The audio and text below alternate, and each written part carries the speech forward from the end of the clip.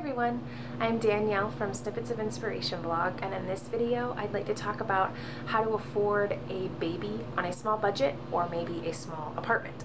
Now this topic comes close to home because this was my husband and I. Whenever we first started thinking about having a baby, we had been married about 2 years and we were glad that we had that time alone, but we thought this is the right time for us to have a child. I was in my late 20s and we knew we wanted a couple of children, so we're going to start about now. Well, whenever we looked at our budget and we looked at our living situation, we thought, how is this going to work?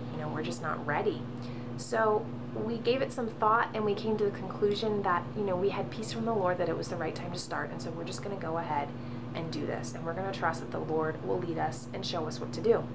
So having now had the baby, paid for it, now he's 5 months old, and looking back at all of that and all the situations that took place, I just like to give you some encouragement, because I know that thinking about having a baby or having a baby, it can be a scary thing because it's a big responsibility, and all the things that come with having a baby, it can be pretty weighty on your mind and pretty heavy. So the first thing that I would say about how to afford a baby if on a small budget or a small apartment would be to be frugal.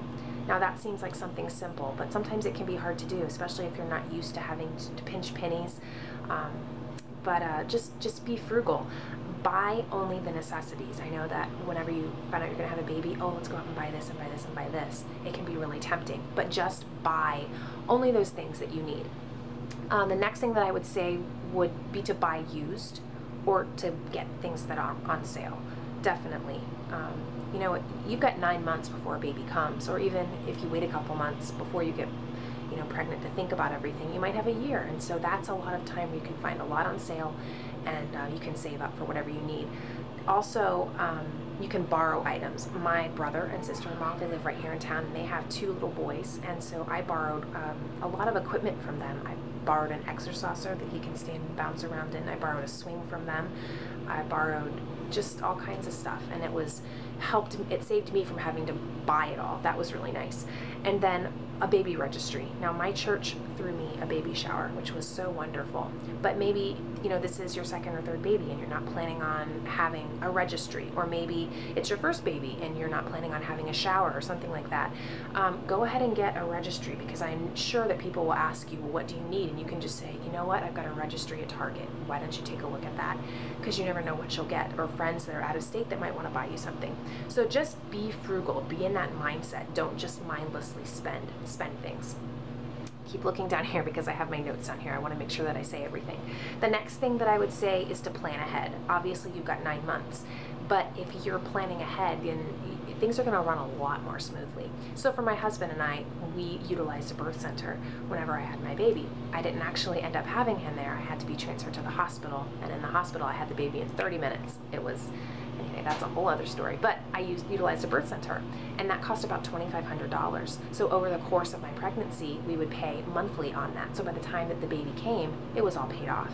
That was feasible. That was doable. We could do that. But planning ahead like that, planning for the future. If you see outfits on sale for the winter and it's springtime, we'll go ahead and buy them. Just figure out how old he's going to be. But planning ahead will really help you not to have any surprises later on, especially for furniture. You can find stuff cheaply, out of season, all kinds of stuff. The next thing that I would say, number 3, is to seek advice from other people. You're not the only person in the world that's had a baby, obviously, but seek advice from someone that you trust, somebody maybe in your family or a friend or whoever, because they can give you a lot of advice about the items that you really will need, about things, how much things cost, about things that you should spend your money on, about how many newborn outfits do I really need, stuff like that. Seek advice from other people. That was one thing that I did that just greatly helped me, and I felt like I had a handle on things. Read books. You can find lots of good advice in books as well.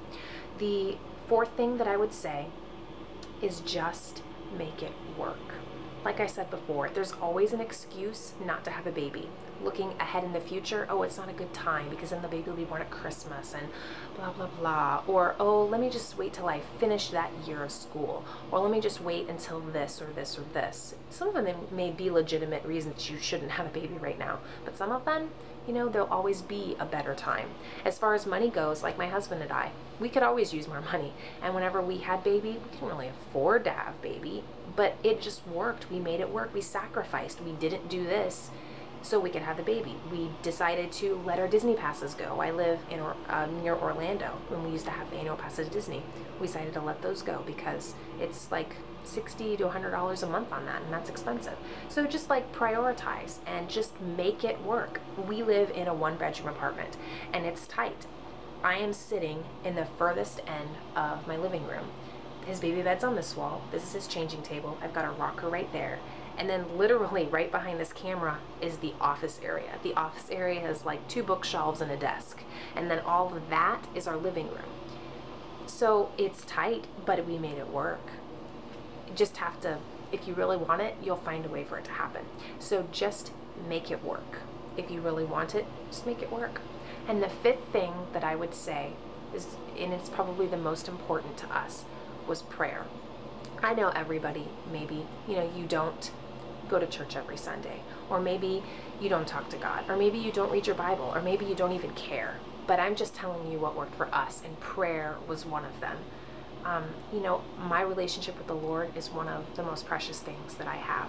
And whenever we decided that we felt we were going to have a baby, we felt like this is our time, let's go ahead. We wrote out a list of everything we would need.